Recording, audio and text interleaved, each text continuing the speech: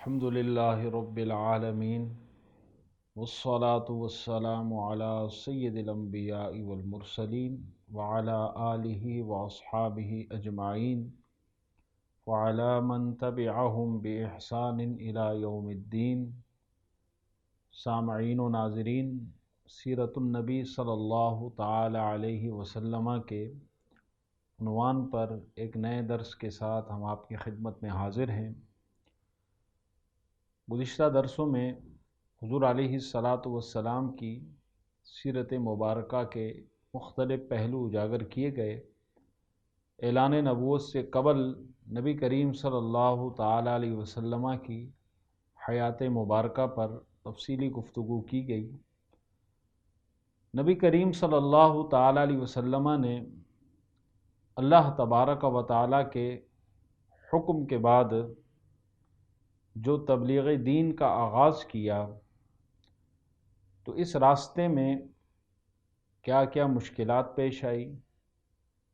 کن کن مصائب و آلام کا سامنا کیا گیا، اور وہ کون خوش نصیب تھے کہ جو اسلام لانے میں جنہوں نے سبقت اختیار کی اور السابقون الاولون کے لقب سے اللہ تبارک و تعالی نے انہیں یاد کیا۔ جو دعوت و تبلیغ کا جو سلسلہ ہے، علماء نے اسے 3 ادوار میں تقسیم کیا ہے۔ پہلے دور میں نبی کریم صلی اللہ تعالی علیہ وسلم نے بہت خفیہ طور پر اسلام کے پیغام کو لوگوں تک پہنچایا۔ اس پہلے دور میں سرکار دو عالم صلی اللہ تعالی علیہ وسلم کے ہاتھوں کئی خوش نصیبوں نے اسلام قبول کیا۔ نبی کریم صلی اللہ تعالی علیہ وسلم کے دست مبارک پر السابقون الاولون، یعنی اسلام میں سبقت لے جانے والے جو خوش نصیب ہیں، جنہوں نے پہلے دور میں اسلام قبول کیا، ان خوش نصیبوں میں سے چند ایک کے نام میں آپ کی خدمت میں عرض کروں گا کہ جنہوں نے اسلام لانے میں پہل کی اور سبقت اختیار کی۔ نبی کریم صلی اللہ تعالی علیہ وسلم پر اسلام لانے والوں میں سر فہرست نام جناب صدیق اکبر رضی اللہ تعالی عنہ کا ہے کہ مردوں میں سب سے پہلے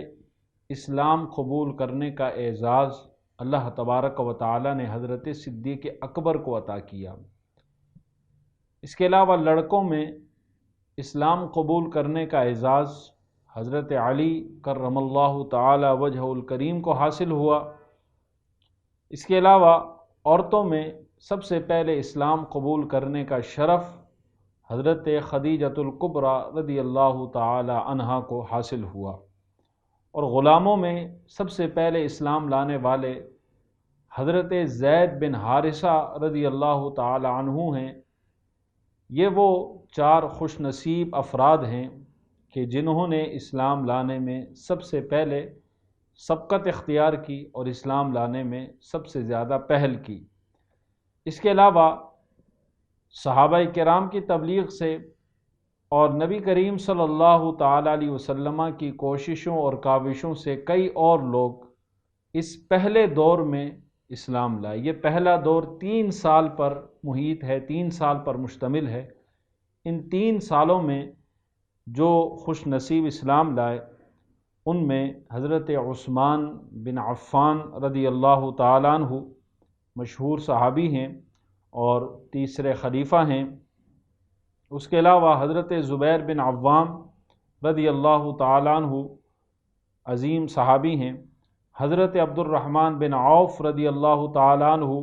جلیل القدر صحابی۔ حضرت سعد بن ابی وقاص رضی اللہ تعالیٰ عنہ۔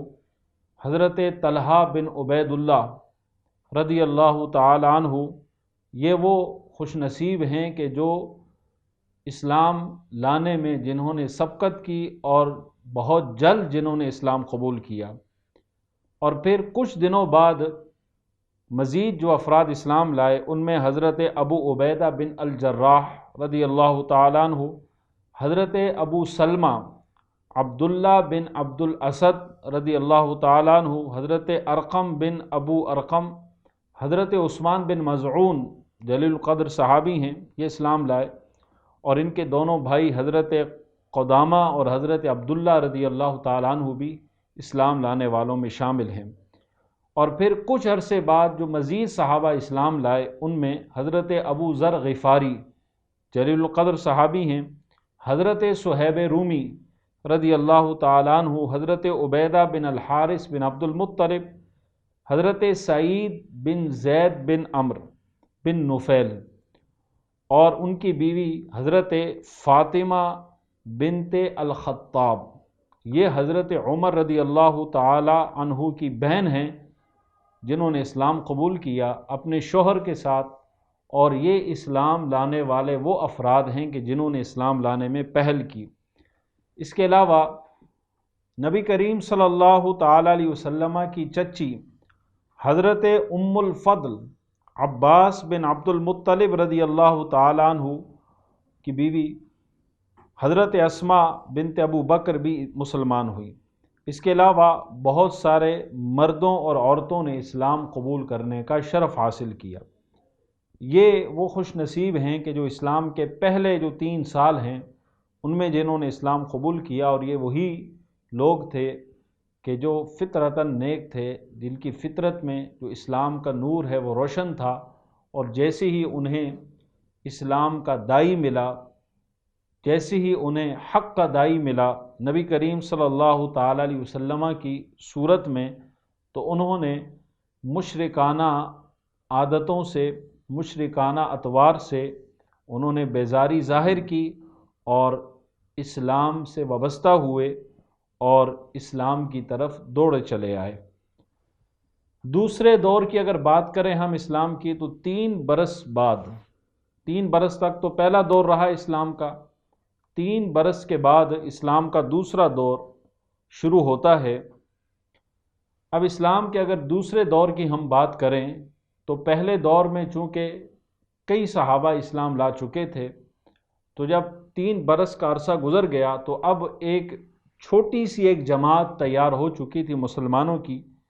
کہ جو اسلام کے پیغام کو آگے پہنچائے۔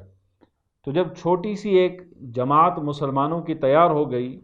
تو پھر اللہ تبارک و تعالی نے یہ حکم دیا حضور علیہ السلام کو، فرمایا کہ وَأَنذِرْ عَشِيرَتَكَ الْأَقْرَبِينَ، اللہ فرماتا ہے کہ اے میرے محبوب اپنے قریبی خاندان والوں کو ڈراؤ، یعنی ان تک اسلام کی دعوت پہنچاؤ، اسلام کا پیغام پہنچاؤ۔ جب یہ حکم اللہ تبارک و تعالی کی جانب سے دیا گیا تو نبی کریم صلی اللہ تعالی علیہ وسلم کوہ صفا، یعنی صفا کی جو پہاڑی ہے اس کی چوٹی پر حضور علیہ السلام چڑھ گئے، اور آپ علیہ الصلاۃ والسلام نے بلند آواز سے کہا، یا معاشر قریش، اے قبیلہ قریش۔ یہ آپ نے جملہ کہا اور قریش کو پکارا، ان کو مخاطب کیا۔ اور اس زمانے میں یہ دستور تھا اہل عرب کا کہ جب کوئی بلند آواز سے پکارتا تھا تو لوگ اس کی آواز پر لبیک کہتے ہوئے ایک جگہ جمع ہو جاتے۔ تو حضور نے جب قریش کو پکارا تو سب لوگ جو قریش تھے وہ ایک جگہ جمع ہو گئے۔ تو میرے آقا صلی اللہ تعالی علیہ وسلم نے ان سے فرمایا کہ اگر میں تم سے یہ کہوں کہ اس پہاڑ کے پیچھے ایک لشکر ہے جو تم پر حملہ کرنے والا ہے، جو تمہیں ختم کر دے گا، تو کیا تم میری بات کو مانو گے؟ تو انہوں نے کہا کہ ہاں، ہم آپ کی بات مانیں گے، کیونکہ ہم نے آپ کو ہمیشہ سچا پایا ہے، آپ نے ہمیشہ سچ بولا ہے، لہٰذا ہم آپ کی بات مان لیں گے۔ تو میرے آقا صلی اللہ تعالی علیہ وسلم نے فرمایا کہ اچھا، اگر تم میری بات ماننے پر رضامند ہو تو پھر میں یہ کہتا ہوں کہ تم لوگوں کو میں عذاب الہی سے ڈرا رہا ہوں، اگر تم لوگ ایمان نہ لائے تو تم پر عذاب اترے گا، لا الہ الا اللہ کہو تم کامیاب ہو جاؤ گے۔ انہیں دعوت توحید دی حضور نے۔ تو جب حضور علیہ السلام نے دعوت توحید ان کے سامنے پیش کی تو قریش دعوت توحید سن کر جو ہے وہ سخت ناراض ہوئے، اور ان ناراض ہونے والوں میں حضور علیہ الصلاۃ والسلام کا چچا ابو لہب بھی تھا، اور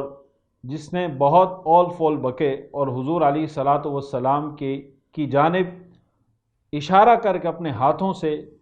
کہا کہ تبا لکا لہذا دعوتنا، معاذ اللہ ثم معاذ اللہ، اس نے کہا کہ آپ ہلاک ہو جائیں، کیا اسی لیے آپ نے ہمیں بلایا تھا؟ یہ جملہ اس نے کہا۔ تو اس نے چونکہ ہاتھ کا اشارہ کر کے حضور علیہ الصلاۃ والسلام سے جملہ کہا تھا، تو میرے آقا صلی اللہ تعالیٰ علیہ وسلم کی ناموس کی حفاظت میرا رب کرتا ہے۔ اس نے چونکہ حضور کی ذات پر اعتراض کیا تو رب کائنات نے اس کی رد میں پوری صورت نازل فرما دی، تبت یدا ابی لہب وتب ما اغنی عنہ مالہ وما کسب سیصلی نارا ذات لہب وامرأتہ حمالۃ الحطب فی جیدہا حبل من مسد۔ اس پوری صورت میں اللہ تبارک و تعالی نے ارشاد فرمایا کہ ابو لہب، تیرے وہ ہاتھ ٹوٹ جائیں، تیرے وہ ہاتھ تباہ ہو جائیں کہ جن ہاتھوں سے تو نے میرے محبوب کی جانب اشارہ کیا۔ اتنی بڑی بے ادبی گستاخی کی، اللہ نے فرمایا کہ ابو لہب تیرے ہاتھ ٹوٹ جائیں، اور ٹوٹ گئے تو ہلاک ہو گیا، تو تباہ و برباد ہو گیا۔ اور فرمایا کہ ما اغنی عنہ مالہ وما کسب، جو مال اس نے کمایا ہے، جو اس کے پاس دولت کے انبار ہیں، اور جو اس نے کمایا ہے اس کی اولاد ہے، فرمایا کہ ما اغنی، یہ کسی کام نہیں آئے گی، نہ اس کی دولت اس کے کام آئے گی، نہ اس کی کمائی اسے کام آئے گی۔ اور فرمایا کہ اس کی بیوی ام جمیل جو ابو لہب کی بیوی تھی، جتنا بڑا دشمن ابو لہب تھا اتنی ہی بڑی دشمن اس کی بیوی تھی۔ سرکار دو عالم صلی اللہ تعالیٰ علیہ وسلم کی راہوں میں کانٹے بچھاتی، جنگل سے کانٹے کاٹ کر لاتی، اور جن راہوں سے حضور نے گزرنا ہوتا ان راہوں میں وہ کانٹے بچھا دیتی۔ تو اللہ نے فرمایا کہ وامرأتہ حمالۃ الحطب، اور اس کی بیوی کہ جو سر پر کانٹوں کا، لکڑیوں کا گٹھا اٹھاتی ہے اور وہ کانٹے لا کر حضور علیہ الصلاۃ والسلام کی راہوں میں ڈالتی ہے، اللہ نے فرمایا کہ ان سب کا ٹھکانہ جہنم ہے، فی جیدہا حبل من مسد، اس کے گلے میں رسی ہے، اور وہ رسی جو ہے وہ کھجور کا جو درخت ہے اس کی چھال کو جو ہے وہ موڑ کر بنائی گئی ہے۔ یہ اشارہ تھا اس بات کی طرف، یا تو دنیا میں اس کا انجام یہ ہوگا، یا اس جانب اشارہ تھا کہ آخرت میں اسے بیڑیوں میں جکڑ کر جو ہے وہ جہنم کی آگ کے سپرد کیا جائے گا۔ تو یہ مذمت میں صورت نازل ہوئی سورہ لہب۔ تو یہ دوسرا دور تھا اسلام کا کہ جب حضور علیہ الصلاۃ والسلام نے اپنے اعزاء اقربا کو اسلام کی دعوت دی۔ اب تیسرے دور کی اگر ہم بات کریں تو تیسرا دور وہ ہے کہ نبی کریم صلی اللہ تعالیٰ علیہ وسلم نے، تیسرے دور کی ہم بات کریں تو تیسرے دور میں اللہ تبارک و تعالیٰ نے حکم دیا فاصدع بما تؤمر، کہ میرے محبوب جو آپ کو حکم دیا جا رہا ہے، جو بات آپ سے کہی جا رہی ہے اللہ کی جانب سے، فاصدع، اسے علی الاعلان بیان کیجیے۔ یعنی اب اللہ تبارک و تعالیٰ نے علی الاعلان اسلام کا جو پیغام ہے اسے عام کرنے کا حکم دیا، اور علی الاعلان لوگوں تک اسلام کی بات پہنچانے کا حکم دیا۔ اب حضور علیہ الصلاۃ والسلام کمر بستہ ہو گئے، اور پھر دعوت و تبلیغ کا وہ سلسلہ شروع ہوا کہ جو تا دم آخر جاری رہا۔ نبی کریم صلی اللہ تعالیٰ علیہ وسلم چونکہ صحابہ کی ایک جماعت تیار ہو چکی تھی، تو اب باقاعدہ اسلام کا جو پیغام تھا وہ لوگوں تک پہنچانے لگے، اور تمام مسلمان کمر بستہ ہو کر اسلام کے پیغام کو، اسلام کی دعوت کو عام کرنے میں لگ گئے، اور اس کا نتیجہ یہ ہوا کہ کفار مکہ مسلمانوں کے دشمن ہو گئے، اور پھر ایذا رسانیوں کا اور مصائب و آلام کا ایک نہ تھمنے والا طوفان جو ہے وہ شروع ہوا۔ اور پھر اس کے نتیجے میں جو مسلمانوں نے ظلم و ستم کے جو ہے وہ پہاڑ جو ان پر توڑے گئے، اور خود نبی کریم صلی اللہ تعالیٰ علیہ وسلم کو جو ستایا گیا، اور آپ کے ساتھ جو ایک نازیبا سلوک اپنایا گیا، آپ یہ واقعات اگر ہم پڑھیں تو ہمارے رونگٹے کھڑے ہو جائیں کہ اسلام کے خاطر صحابہ نے اور خود نبی کریم صلی اللہ تعالیٰ علیہ وسلم نے کس قدر قربانیاں دی۔ کفار مکہ خاندان بنو ہاشم کے انتقام اور لڑائی بھڑک اٹھنے کے خوف سے حضور علیہ الصلاۃ والسلام کو قتل تو نہیں کر سکتے تھے، کیونکہ حضور کا تعلق خاندان بنو ہاشم سے تھا، اور کفار مکہ یہ جانتے تھے کہ اگر حضور کو معاذ اللہ شہید کیا گیا تو پورا خاندان ہمارے خلاف ہو جائے گا، اور پورے خاندان سے لڑنا ان کے بس میں نہیں تھا، تو قتل تو وہ کر نہیں سکتے تھے۔ تو انہوں نے کیا راستہ چنا؟ انہوں نے یہ راستہ چنا کہ وہ حضور علیہ الصلاۃ والسلام کو ایذا پہنچانے لگے، تکالیف پہنچانے لگے۔ جب بھی انہیں موقع ملتا وہ کسی نہ کسی حوالے سے تکلیف پہنچاتے، حتیٰ کہ نبی کریم صلی اللہ تعالی علیہ وسلم کی ذات پر ظلم و ستم کے پہاڑ توڑنے لگے۔ چنانچہ آغاز اس طرح کیا گیا کہ حضور علیہ الصلاۃ والسلام پر طرح طرح کے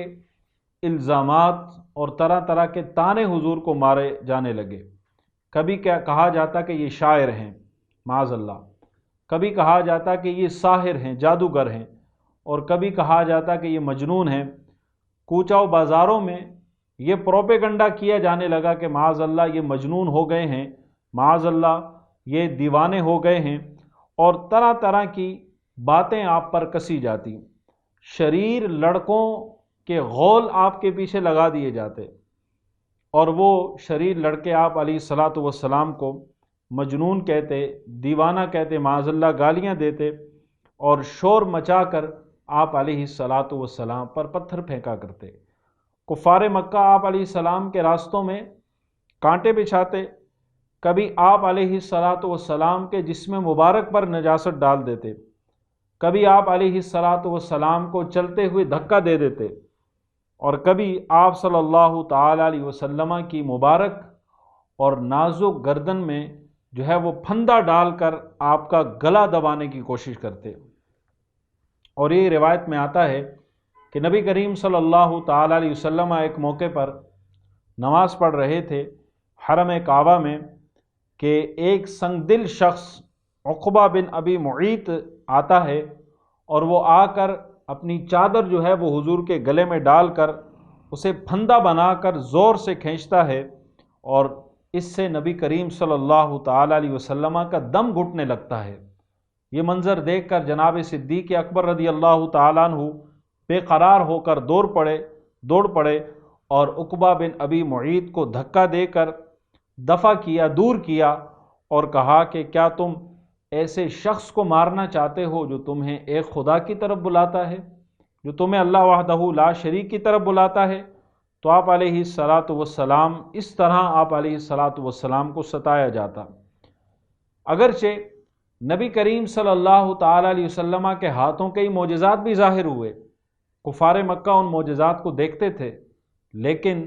وہ ان معجزات کو دیکھ کر معاذ اللہ آپ کو جادوگر کہتے اور کہتے کہ یہ تو جادو ہے۔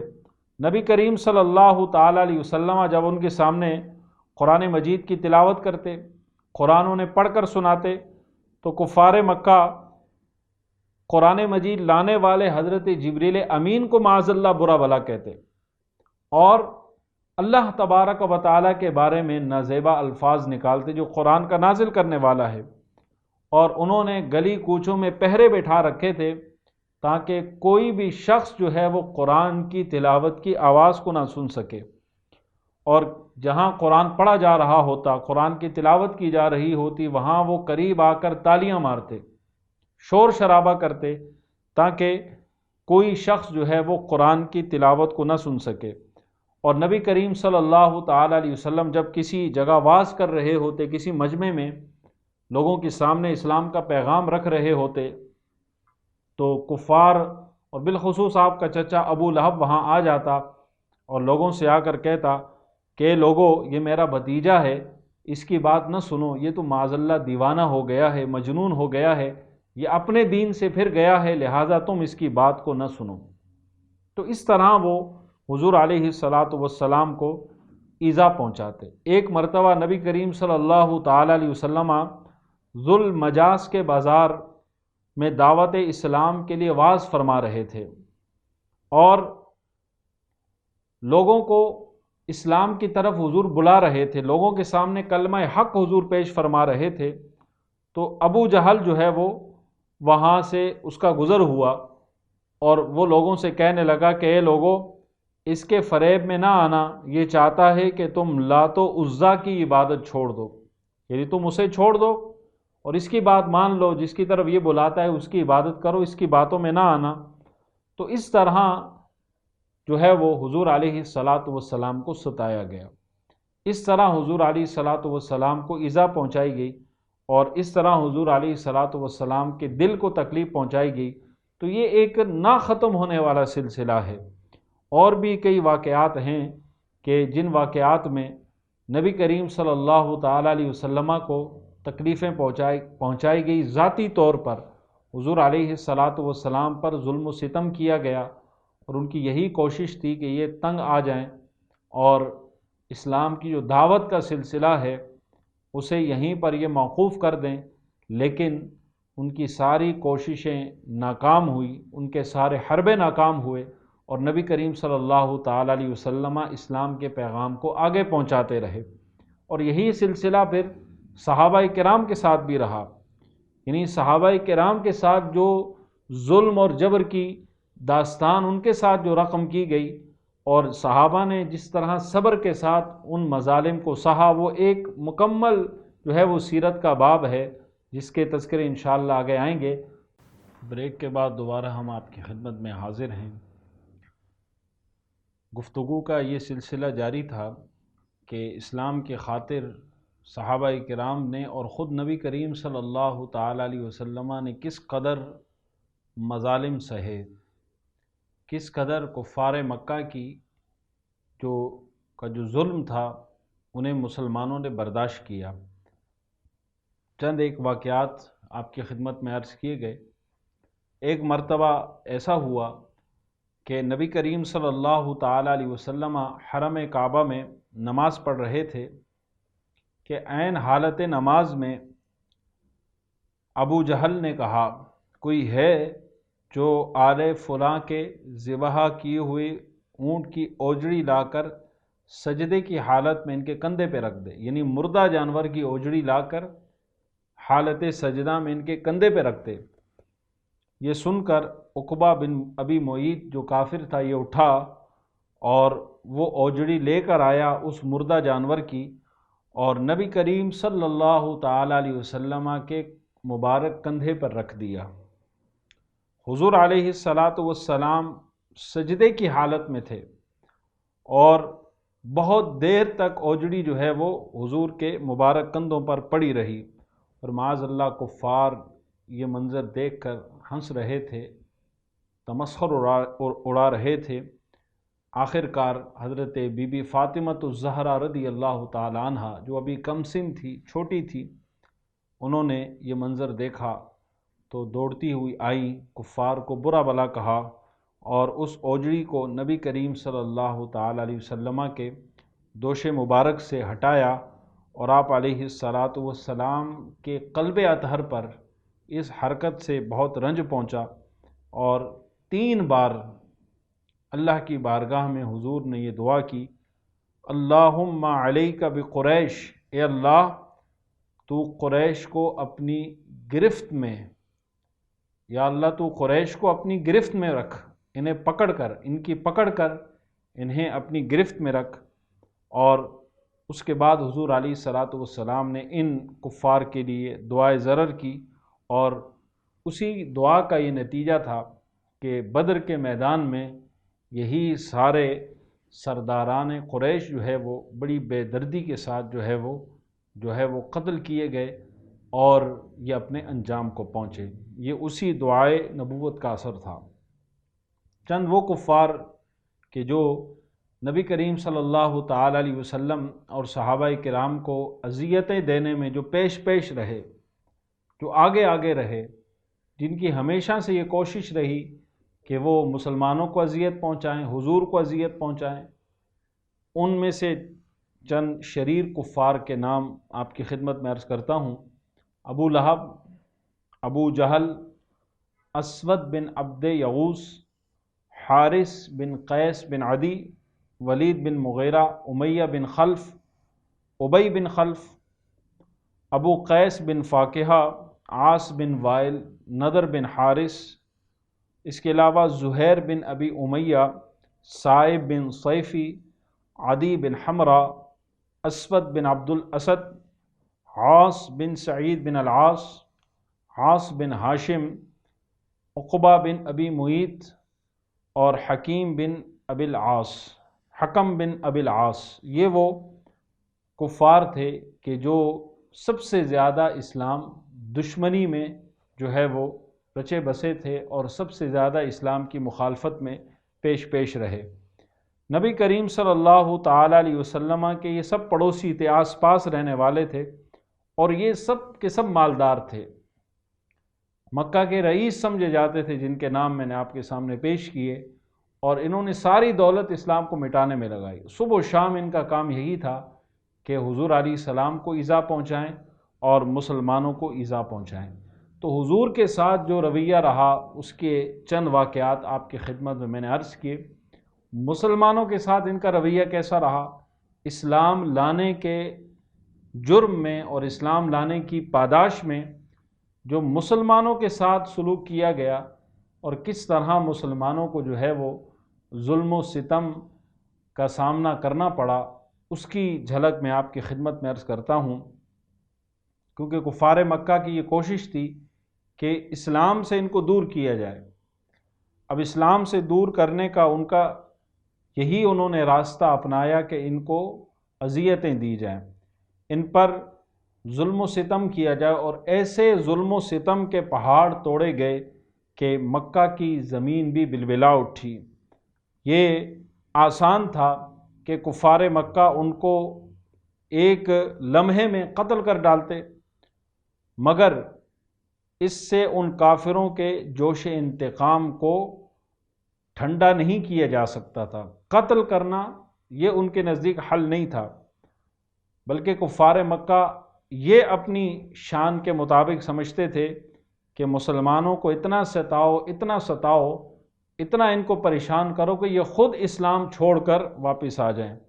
اس لیے وہ قتل کرنے کے بجائے ایذا رسانیوں اور تکالیف پہنچانے کا جو سلسلہ تھا انہوں نے اسے شروع کیا، اس راستے کو اختیار کیا۔ لیکن مسلمانوں نے اور شراب توحید کے ان مستوں نے اپنے استقلال و استقامت کا وہ منظر پیش کیا کہ پہاڑوں کی چوٹیاں سر اٹھا اٹھا کر حیرت کے ساتھ ان کے جذبہ استقامت کا نظارہ کرتی رہیں۔ سنگ دل، بے رحم، درندہ صفت کافروں نے ان غریب بے کسوں مسلمانوں پر جبر و ظلم کا جو بازار گرم کر رکھا تھا، کوئی انہوں نے گوشہ خالی نہیں چھوڑا، مگر ایک بھی مسلمان کے جو پائے استقامت تھی اس میں لغزش واقع نہیں ہوئی، کہ کفار مکہ کے ظلم سے تنگ آ کر ایک مسلمان نے بھی اسلام نہیں چھوڑا، بلکہ مسلمان کا کوئی بچہ بھی اگر تھا تو وہ بھی کفار کے ظلم کے آگے اس نے بھی سر نہیں جھکایا، کسی بچے نے بھی اسلام نہیں چھوڑا، اور اس کا تصور بھی نہیں کیا جا سکتا۔ کفار مکہ نے تو اپنے طور پر یہ کوشش کی کہ وہ مسلمانوں پر ظلم کریں گے تو اسلام سے پھر جائیں گے، اور انہوں نے وہ مظالم مسلمانوں پر ڈھائے کہ ان کی جگہ اگر پہاڑ بھی ہوتے تو ان مظالم کے آگے وہ پہاڑ بھی ڈگمگا جاتے، پہاڑوں کے قدم بھی اٹھ جاتے، لیکن مسلمانوں کے قدم ڈگمگائے نہیں، بلکہ وہ اسلام پر ثابت قدم رہے۔ صحرائے عرب کی تیز دھوپ میں جبکہ وہاں کی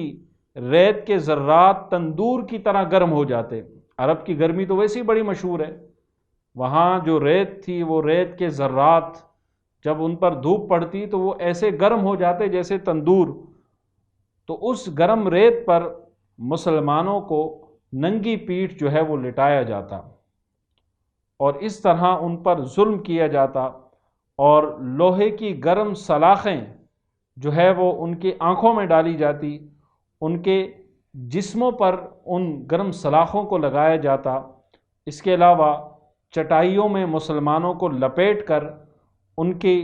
ناکوں میں دھواں دیا جاتا کہ سانس لینا مشکل ہو جاتا اور کرب و بے چینی سے بدحواس ہو جاتے، لیکن پھر بھی کسی نے اسلام کا دامن نہیں چھوڑا۔ حضرت خباب بن الارت رضی اللہ تعالیٰ عنہ یہ اس زمانے میں اسلام لائے جب حضور علیہ السلام حضرت ارقم بن ابو ارقم رضی اللہ تعالی عنہ کے گھر میں مقیم تھے، جو دار ارقم کے نام سے مشہور ہے، اس کے میں مقیم تھے، اور صرف چند ہی لوگ مسلمان ہوئے تھے۔ قریش نے حضرت خباب کو بے حد ستایا، بے حد پریشان کیا،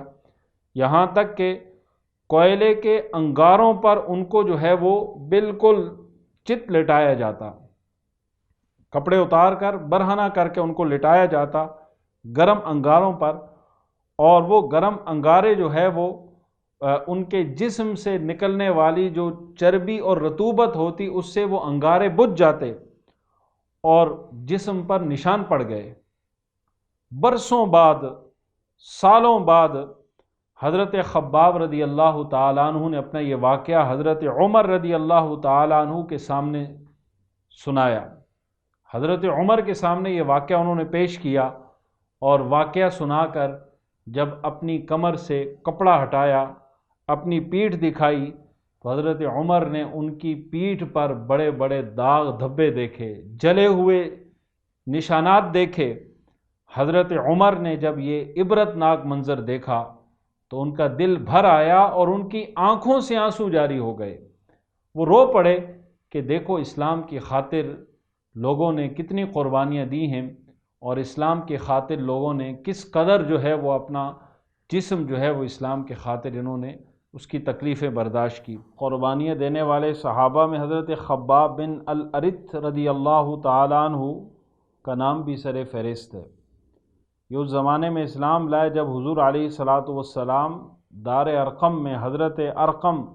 رضی اللہ تعالیٰ عنہ کے گھر میں مقیم تھے۔ صرف چند ہی افراد مسلمان ہوئے تھے۔ قریش نے ان کو بہت ستایا،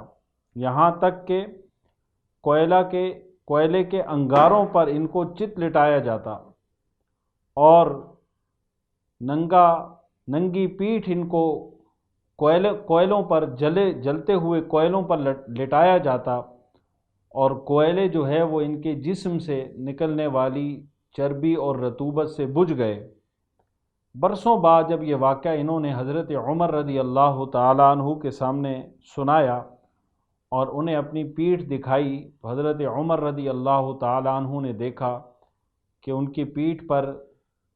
جلنے کے نشانات موجود ہیں، مختلف داغ دھبے موجود ہیں۔ حضرت عمر رضی اللہ تعالیٰ عنہ نے جب یہ منظر دیکھا تو ان کی آنکھیں بھر آئی اور ان کی آنکھوں سے جو ہے وہ آنسو جاری ہو گئے کہ اسلام کی خاطر اس قدر انہوں نے قربانیاں دی۔ اسی طرح حضرت بلال رضی اللہ تعالیٰ عنہ جو امیہ بن خلف کافر کے غلام تھے، یہ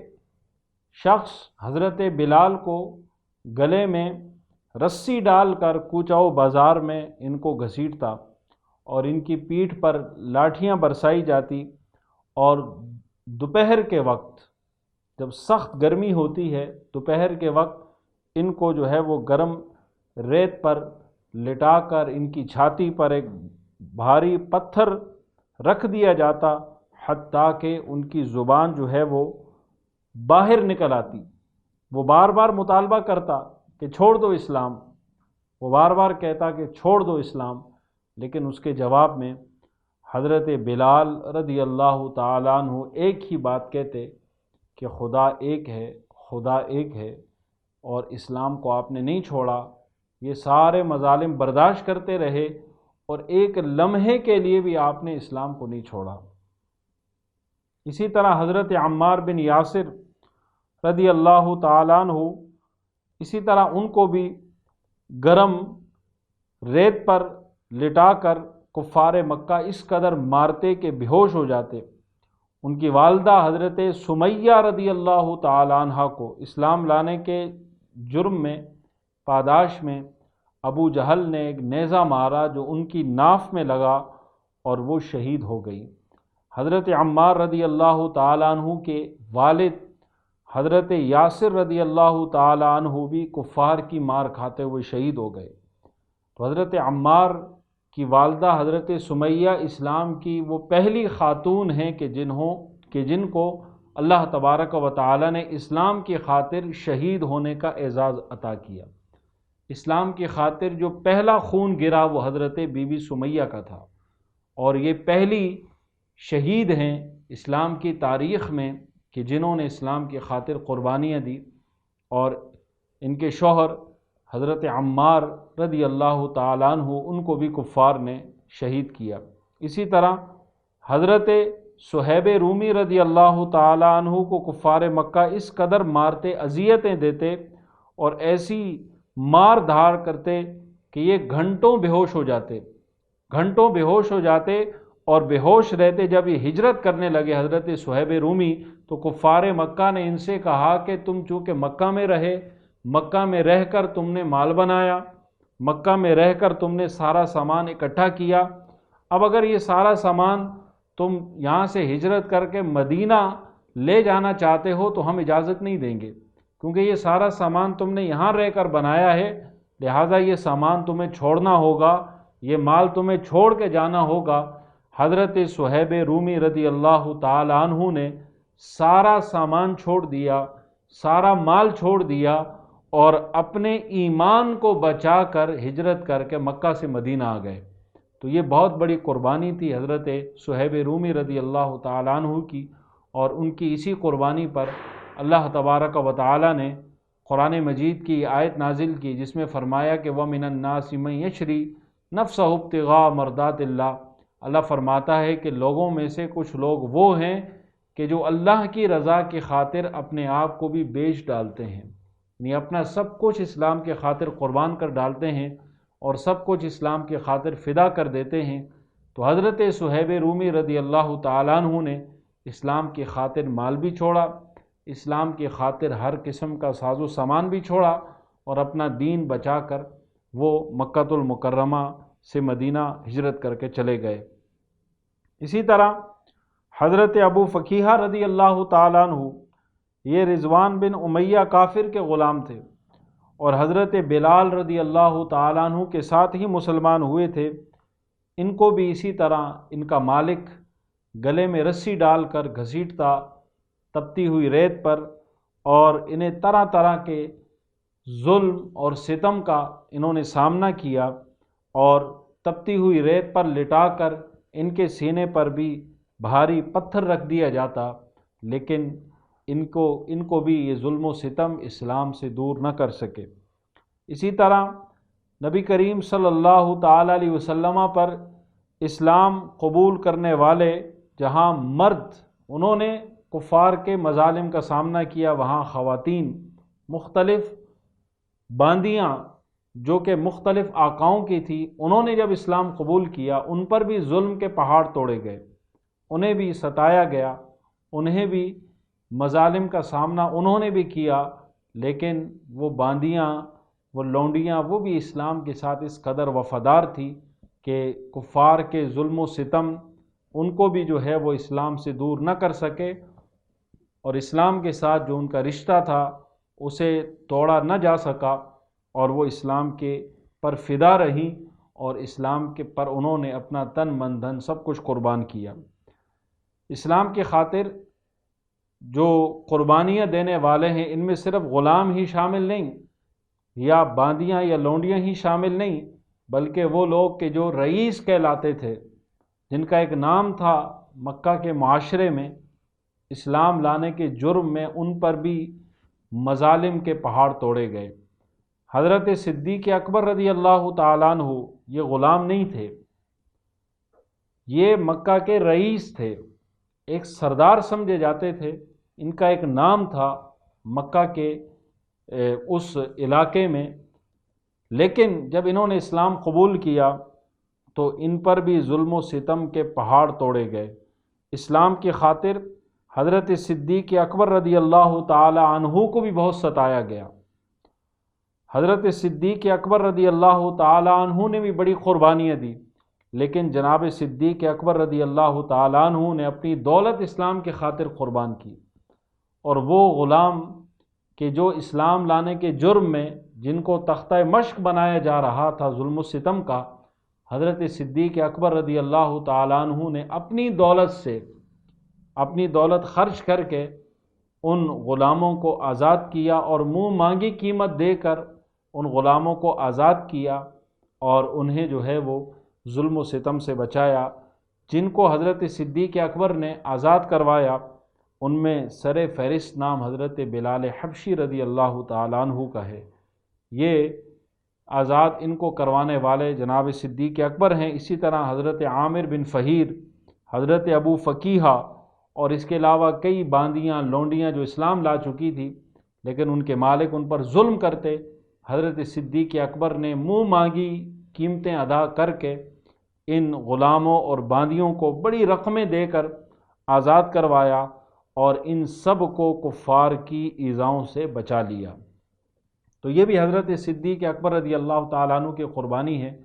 اور اسی موقع پر یہ آیت نازل ہوئی جس میں اللہ تعالیٰ نے یہ فرمایا کہ وَسَيُجَنَّبُهَا الْأَتْقَى الَّذِي يُؤْتِي مَالَهُ يَتَزَكَّى وَمَا لِأَحَدٍ عِندَهُ مِن نِّعْمَةٍ تُجْزَى إِلَّا ابْتِغَاءَ وَجْهِ رَبِّهِ الْأَعْلَى وَلَسَوْفَ يَرْضَى۔ اللہ تعالیٰ نے فرمایا کہ ان کا جو خرچ کرنا ہے یہ کسی پر احسان نہیں کر رہے کہ جسے اتارا جا رہا ہو، یا کسی کا احسان اتارنے کے لیے خرچ نہیں کر رہے، یا کسی پر احسان کرنے کے لیے خرچ نہیں کر رہے، بلکہ فرمایا کہ إِلَّا ابْتِغَاءَ وَجْهِ رَبِّهِ الْأَعْلَى، ان کے خرچ کرنے کا ایک ہی مقصد ہے کہ اللہ تبارک و تعالیٰ کی رضا کے متلاشی ہیں۔ ان سے ان کے والد ابو قحافہ نے کہا کہ آپ ان غلاموں کو آزاد کر رہے ہیں، یہ تو آپ کے کسی کام بھی نہیں آئیں گے، اگر پیسے سے آزاد کروانا ہی ہے تو کسی ایسے کو آزاد کرواؤ جو کل تمہارے کام آ سکے۔ تو حضرت صدیق اکبر نے تو جواب نہیں دیا، رب نے جواب دیا، اور رب نے بتا دیا کہ یہ کوئی کسی فائدے کے پیش نظر ان کو خرید کر آزاد نہیں کروا رہے، بلکہ ان کا مقصد صرف اور صرف اللہ کی رضا ہے۔ اور اللہ تعالیٰ نے فرمایا کہ یہ چونکہ اللہ کی رضا چاہتے ہیں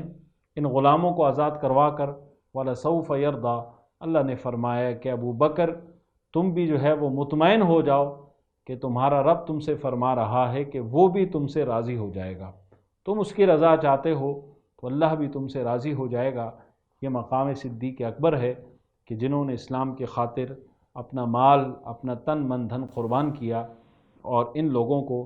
اسلام جو لا چکے تھے انہیں کفار کے ظلم و ستم سے نجات عطا فرمائی۔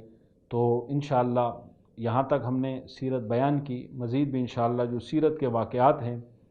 آپ کے سامنے بیان کریں گے۔ انشاءاللہ ایک نئے درس کے ساتھ دوبارہ آپ کی خدمت میں حاضر ہوں گے،